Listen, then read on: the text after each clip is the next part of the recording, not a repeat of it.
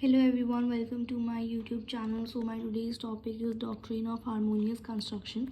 So when two provisions of a legal text appear to conflict, it is held that they should be read in such a way that each has its own impact and none is redundant and neglected.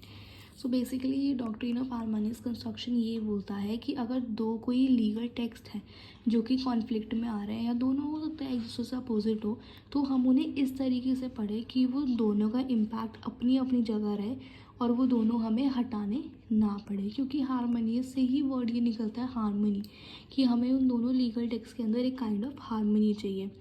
The word harmonious construction refers to the process of achieving harmony और oneness. उसके बाद हमारे पास आता है among the numerous components of a statue. तो मतलब basically बात ये है कि बहुत सारे प्रोविजंस हो, बट अगर दो चीज़ों में कॉन्फ्लिक्ट हो रहा हो तो उसमें हमें कैसे ना कैसे करके उन्हें इस हिसाब से रखना है कि उन दोनों में हारमोनी आए. The doctrine was establish in order to bring consistency to the many list listed in schedule 7 of the Indian constitution.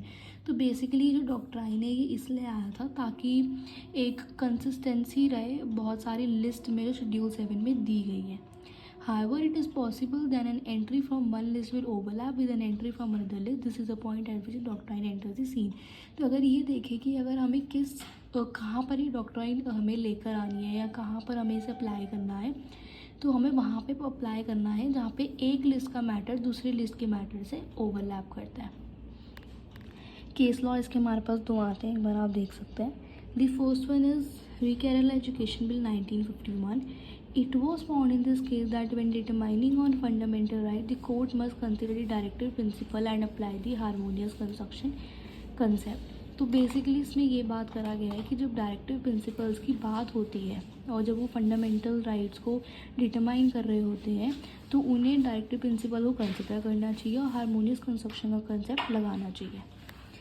Then आता है Shankari Prasad versus Union of India. This case was result of the ongoing struggles between the judiciary for sovereignty in independent India. Under this case, question was raised of whether the fundamental rights can be amended under Article 368 by the Parliament. और basically इसमें ये बात हुई थी कि जो parliament है वो हमारे फंडामेंटल राइट्स को अमेंड कर सकता है या नहीं कर सकता अकॉर्डिंग टू आर्टिकल 368. तो सुप्रीम कोर्ट ने ये कहा था कि हाँ, पार्लियामेंट की पावर है कि वो किसी भी फंडामेंटल राइट्स को कॉन्स्टिट्यूशन के अमेंड कर सकता है.